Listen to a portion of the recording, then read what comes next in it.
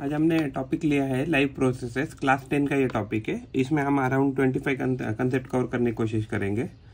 तो live processes क्या है? लाइव प्रोसेसेस ऐसी सब क्रिया है या ऐसी सब प्रोसेसेस है कि जो हमें जिंदा रखने के लिए या जिंदा रहने के लिए बहुत बहुत इंपॉर्टेंट है। And without that life can not survive. यानी कि अगर आप इसमें से कौन सी भी अगर प्रोसेस अगर उसमें से कट कर दे तो आप जिंदा रह ही नहीं सकते, या कोई भी लिविंग ऑर्गेनिज्म जिंदा नहीं रह सकता है। तो इसको कहते हैं लाइव प्रोसेसेस। तो लाइव प्रोसेस में आते हैं न्यूट्रिशन यानी खाना खाना, फोटोसिंथेसिस यानी खाना बनाना, एंड ट्रांसपोर्टेशन यानी कि खाना जो भी बना है उसका यहाँ से वहाँ एक जगह से दूसरी जगह में फ्लो करना। इवन जो भी अनडाइजेस्टेड फूड है उसका भी एक जगह से दूसरी जगह में फ्लो कराना। मेटाबॉलिज्म, जो भी आपने खाया है उसको डाइजेस्ट करना या अनडाइजेस्टेड पार्ट को बाहर लेके जाना। रेस्पिरेशन यानी कि सांस लेना। रिप्रोडक्शन यानी कि नया बच्चे को जन्म देना। एंड एक्सक्रीशन यानी जो भी खाना खाया है या जो भी अनवांटेड पार्ट है वो उसको बाहर निकाल देना, बॉडी के बाहर निकाल देना। इम्पोर्टेंस ऑफ लाइफ प्रोसेसेस, तो इम्पोर्टेंस तो यही है कि सबसे इम्पोर्टेंट है कि अगर लाइफ प्रोसेसेस नहीं है तो आपका लाइफ एग्जिस्ट ही नहीं हो सकता है। तो maintenance of a living organism, moving, resting और इवन स्लीपिंग। अगर कोई भी मान लीजिए लिविंग ऑर्गेनिज्म मूव कर रहा है, रेस्ट कर रहा है, इवन अगर सो रहा है तो भी ये लाइफ प्रोसेसेस कंटिन्यूसली चालू रहती है। In unicellular organism all life processes are carried out by single cell. अगर हम किसी यूनिसेल्युलर ऑर्गेनिज्म की बात करें तो उसमें क्या होता है, ये सभी की सभी प्रोसेसेस एक ही सेल कैरी आउट करता है। अगर हम मल्टी ऑर्गेनिज्म की बात करें तो मल्टी सेल्युलर ऑर्गेनिज्म जैसे कि हम है या एनिमल है, तो इसमें क्या हो जाता है कि ये सभी प्रोसेसेस करने के लिए अलग अलग आपके पास वेल डेवलप्ड सिस्टम होती है। तो वेल डेवलप्ड सिस्टम क्या होती है? रेस्पिरेटरी सिस्टम अलग होती है, उसके बाद आपकी डाइजेस्टिव सिस्टम अलग होती है, सर्कुलेटरी सिस्टम अलग होती है। These are present to carry out the processes. अलग अलग स्पेशलाइज सिस्टम अवेलेबल रहती है जो इन सिंक्रोनाइजेशन काम करती है, एक दूसरे के साथ तालमेल के साथ काम करती है और लाइफ को अच्छी तरह से ग्रो करने में मदद करती है, मेंटेन करने में मदद करती है। न्यूट्रिशन क्या होता है? न्यूट्रिशन आप खाना कैसे खाते हो या क्या खा रहे हो, तो इसको या आपका खाना जो भी है तो आप कैसे डिराइव कर रहे हो, तो इसको कहते हैं न्यूट्रिशन। तो nutrition the process of acquiring food that is needed for nourishment and sustenance of the organism. यानी कि आप खाना कैसे प्राप्त कर रहे हो या और वो खाना या कैसे बना रहे हो अगर जिंदा रहने के लिए, तो उस प्रोसेस को कहते हैं न्यूट्रिशन। तो न्यूट्रिशन के दो प्रकार होते हैं। एक है एटोट्रॉपिक और दूसरा है हेटेरोट्रॉपिक। तो एटोट्रॉपिक क्या होता है? एटोट्रॉपिक वो ऑर्गेनिज्म होते हैं कि जो खाना खुद बनाते हैं। जैसे बहुत सारे प्लांट्स है, अलगी है, कुछ बैक्टीरिया है कि वो खुद का खाना खुद बनाने।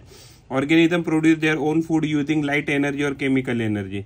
तो एक्चुअली प्लांट की बात करें तो प्लांट अपना खाना लाइट एनर्जी के मदद से बनाते हैं। अगर हम कुछ बैक्टीरिया की बात करें तो कुछ बैक्टीरिया उसका खाना केमिकल एनर्जी की मदद से बनाते हैं। तो लाइट की एनर्जी से जो भी खाना बनाया गया है तो उसको कहते हैं फोटोसिंथेसिस, और केमिकल एनर्जी से जो भी खाना बनाया गया है उसको बोलते हैं केमोसिंथेसिस। उसके बाद है हेटेरोट्रॉपिक ऑर्गेनिज्म। तो हेटेरोट्रॉपिक ऑर्गेनिज्म या फूड ऑफ न्यूट्रिशन क्या है? तो हेटेरोट्रॉपिक न्यूट्रिशन ऐसा है कि भाई वो खुद का खाना तो बना नहीं सकते ये ऑर्गेनिज्म। वो क्या करते हैं, जो भी ऑर्गेनिक मैटर है, तो जो भी अवेलेबल ऑर्गेनिक मैटर है एनवायरनमेंट में, तो वहां से वो खाना डिराइव करते हैं। बहुत सारे बैक्टीरिया है, फंजा है और सारे के सारे एनिमल, सारे फंजाई, सारे एनिमल एंड बहुत सारे बैक्टीरिया क्या करते हैं, उनका एनर्जी ऑर्गेनिक कंपाउंड से डिराइव करते हैं। यानी कि ऑर्गेनिक कंपाउंड यानी कि क्या, किसी भी दूसरे प्लांट से या किसी भी दूसरे एनिमल थे।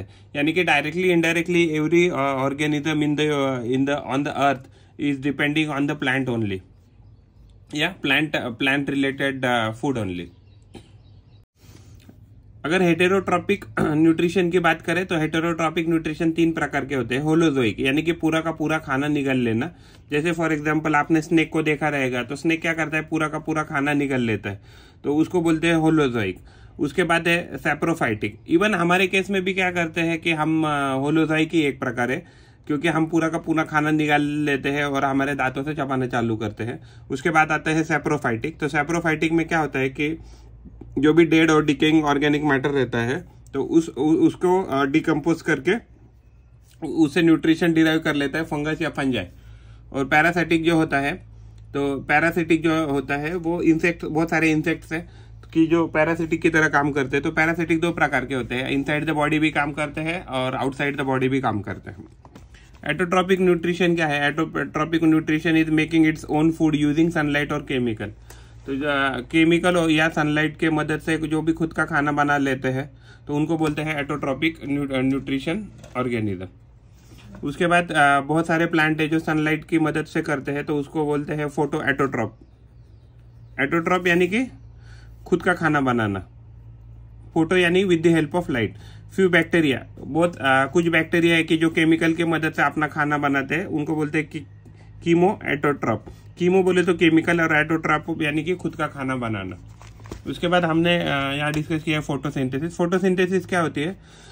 The process by which food is formed. इस प्रोसेस से क्या होता है कि फूड तैयार होता है। Sunlight, water, CO2 make food. तो एक्चुअली फूड बनाने के लिए किस किस की जरूरत पड़ती है? तो सबसे पहले सनलाइट, दूसरा है वाटर एंड तीसरा है कार्बन डाइऑक्साइड। अगर मान लो तीनों में से एक भी अगर अवेलेबल नहीं है तो आपका खाना बन नहीं सकता प्लांट में। क्लोरोफिल होता है, तो क्लोरोफिल जो भी ग्रीन पार्ट रहता है प्लांट में, तो वहाँ क्लोरोफिल अवेलेबल रहता है। उसका मेजर काम रहता है to absorb the light energy. Light energy का यूज करके एक्चुअली जो वाटर होता है, H2O जो होता है, H2O को किस में तोड़ा जाता है? 2H प्लस में एंड प्लस 2O में तोड़ा जाता है। 2O माइनस में जोड़ा जाता है, O माइनस लिखना चाहिए। हाँ, 2H प्लस और O माइनस में जब भी हम ऐसे तोड़ते हैं वाटर को, तो इसको बोला जाता है कि इसको बोला जाता है लाइट लाइट एनर्जी का इस्तेमाल करके हमने क्या किया, प्लांट ने स्प्लिट किया है वाटर को। Hydrogen is used to reduce CO2 into carbohydrate, typically glucose. जो कार्बन डाइऑक्साइड होता है उसमें क्या ऐड हो जाता है? हाइड्रोजन। जब भी हाइड्रोजन ऐड हो जाता है, तो हाइड्रोजन जब भी किसी भी चीज में ऐड हो जाता है तो उसको बोलते हैं रिडक्शन। तो जो कार्बन डाइऑक्साइड है उसका रिडक्शन किया जाता है और रिडक्शन करके उसको कार्बोहाइड्रेट में कन्वर्ट किया जाता है और उसी कार्बोहाइड्रेट को हम टिपिकली ग्लूकोज ऐसा कहते हैं। स्टोमेटा जो होता है उसका काम होता है, स्टोमेटा का काम होता है टू इनटेक द CO2। जो भी एयर से जो भी गैसेस है उसमें से स्पेशली CO2 को अंदर प्लांट के अंदर लेके आने का काम एंड उसको लीव तक पहुंचाने का काम स्टोमेटा करता है। और रूट का काम होता है टू एब्जॉर्ब द वाटर और उस वाटर को भी ट्रांसपोर्ट करके लीफ के पास लेके जाता है। उसके बाद हमने यहाँ एक्चुअली केमिकल रिएक्शन लिखा है फोटोसिंथेसिस का। 6CO2 प्लस 6H2O क्या बनाता है? C6H12O6 बनाता है, जिसको हम ग्लूकोज बोलते हैं। और क्या होता है? और एक्चुअली 6 मोल ऑफ ऑक्सीजन भी गैस रिलीज होती है इस प्रोसेस में। यहाँ हमने स्टोमेटा का डिस्कशन किया है। स्टोमेटा क्या है? Stomata are nothing but the pores on the leaves which help for gases exchange. तो जो छोटे छोटे होल होते हैं प्लांट के ऊपर, तो उन होल को एक्चुअली स्टोमेटा बोलते हैं और वो होल क्या करते हैं? गैसेस एक्सचेंज के लिए मदद करते हैं। Mostly found on the under side of the leaf. तो ये मेजरली जो भी स्टोमेटा रहता है, अगर पत्ता का जो नीचे का साइड है, यानी कि जो साइड सनलाइट को फेस नहीं कर रहा है, तो वहाँ एक्चुअली मेजरली अवेलेबल रहता है। इस stomata guarded by the guard cell which control the opening and closing of the pore. तो एक्चुअली जो भी स्टोमेटा रहता है, तो स्टोमेटा क्या रहता है कि स्टोमेटा के बाजू में एक्चुअली गार्ड सेल ऐसे प्रोटेक्ट करते रहते हैं। मान लीजिए अभी ये क्या है? ओपन स्टोमेटा है। अगर मान लीजिए गार्ड सेल ऐसे है, तो अभी क्या है कि स्टोमेटा क्लोज है। तो एक्चुअली जिसमें जितना गार्ड सेल में जितना वाटर कंटेंट रहेगा, तो उस पर डिपेंड रहेगा कि आपका स्टोमेटा ओपन होगा या नहीं होगा। Water content of the guard cell is responsible for their function. जैसे हमने कहा कि ऑलरेडी जितना वाटर कंटेंट रहेगा, उस water content level guard cell का जो मूवमेंट है उसको मॉनिटर करके ओपनिंग और क्लोजिंग एक्टिविटी कैरी आउट करेगा।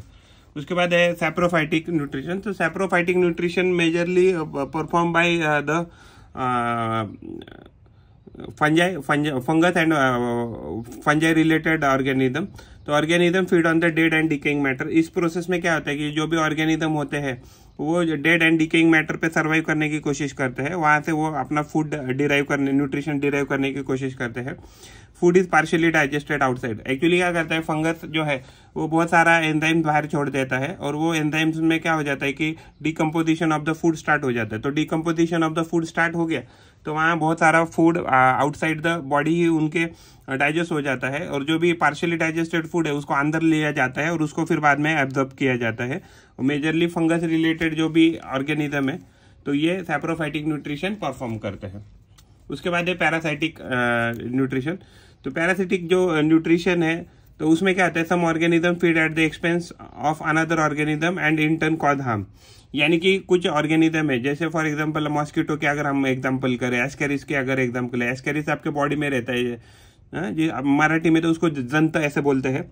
और फिर मान लीजिए अगर बाहर अगर कोई ऑर्गेनिज्म है, जैसे मॉस्किटो हो गया, लीच हो गया, इवन आपका बेड बग हो गया, तो ये क्या करते हैं, आपसे खून चूसते हैं, तो इनको पैरासिटिक न्यूट्रिशनल ऑर्गेनिज्म ऐसा भी कह सकते हैं। मीन्स एक्चुअली उनके पास खुद का खाना बनाने का या खाना या प्रोसेस करने का या डाइजेस्ट करने का कोई प्रोसेस नहीं होता है। तो उनके पास मेजरली जो भी फंक्शन होता है वो डायरेक्टली एब्जॉर्प्शन ऐसा ही होता है, एब्जॉर्प्शन एसिमिलेशन यही प्रोसेस उनके पास होता है। तो डाइजेशन का कोई सिस्टम न होने के कारण एक्चुअली वो क्या होता है, पैरासिटिक नेचर के होते हैं। Parasites live on the other organism और in the body of the other organism and derive their nutrition directly from the host. तो एक्चुअली जो भी आपके पैरासाइट्स है वो बॉडी के अंदर भी रह सकते हैं, बॉडी के बाहर भी रह सकते हैं।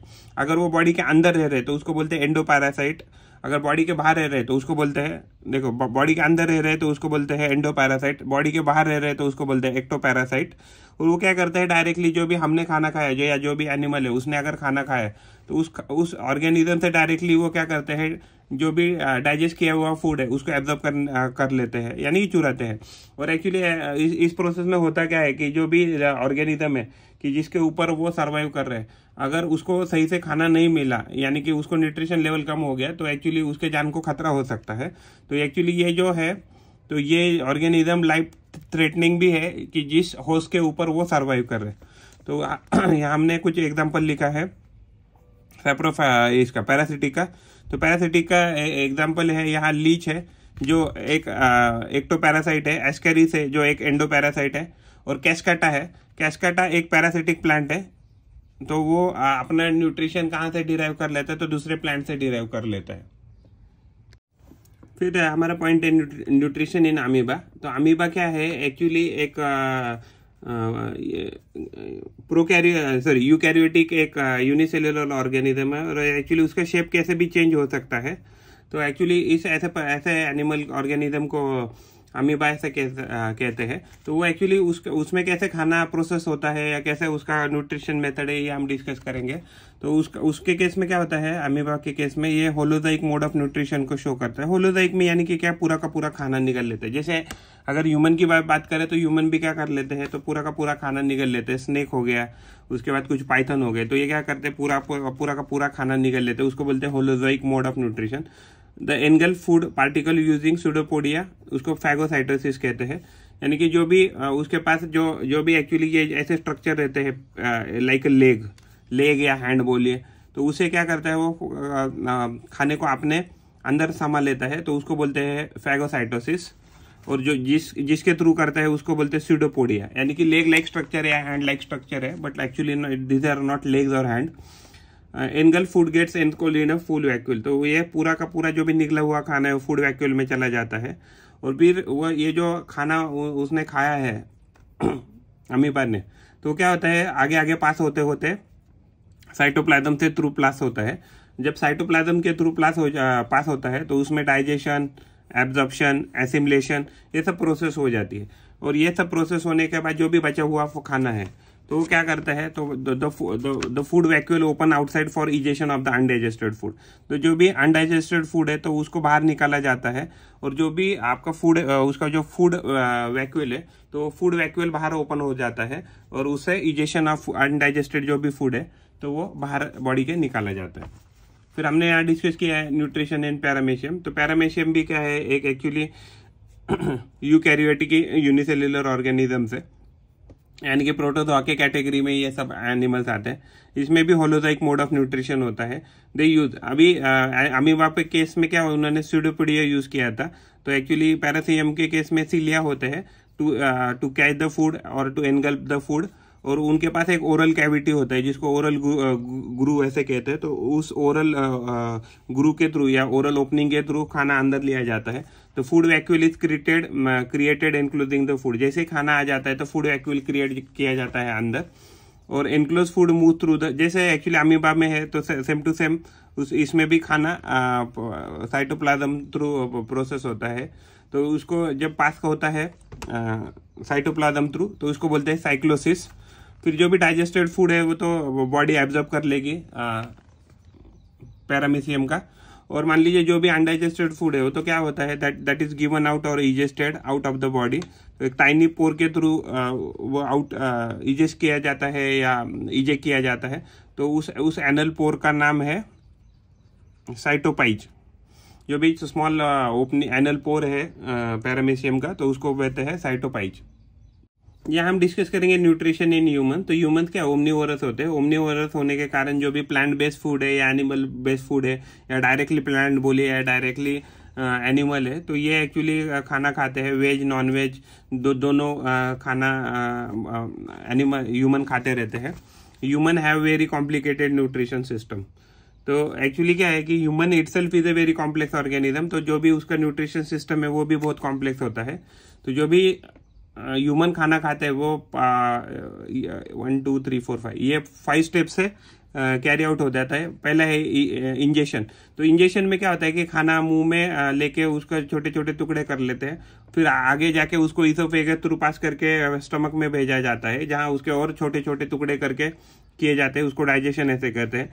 और जो भी डाइजेस्टेड किया हुआ फूड है आगे जाके स्मॉल इंटेस्टाइन में जाता है, तो इसको बोलते हैं एब्जॉर्प्शन। स्मॉल इंटेस्टाइन क्या करता है, वहां से न्यूट्रिशन जो है न्यूट्रिएंट या न्यूट्रिशन एब्जॉर्ब कर लेता है और एब्जॉर्ब करके ब्लड में छोड़ देता है। और यहाँ से एक्चुअली जो भी ब्लड में गया है न्यूट्रिशन तो उसको हर एक सेल के पास भेजा जाता है, और उस सेल में वो जो भी फूड भेजा गया है उसका यूज किया जाता है। उस प्रोसेस को कहते हैं एसिमिलेशन।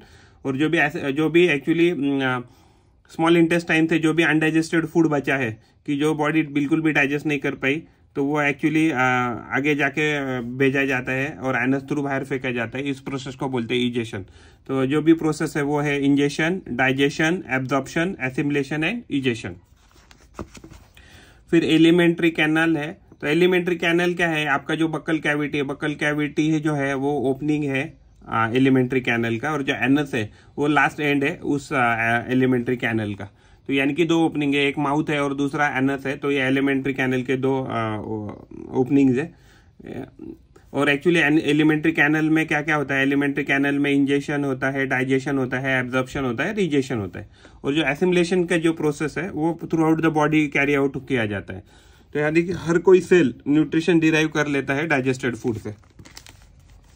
अगर हम एलिमेंट्री कैनल की बात करें, in human long tube of varying diameter, यानी कि ऑलमोस्ट आप समझ लीजिए कि ईसोफेगस से स्टार्ट होती है, यानी कि फेरिंग जहाँ है वहां से लगभग चालू हो जाती है, और वहां से एक्चुअली चालू होके यानी कि मीन्स माउथ से चालू होके वो एनस तक जाती है। Starts with mouth and and with the anus.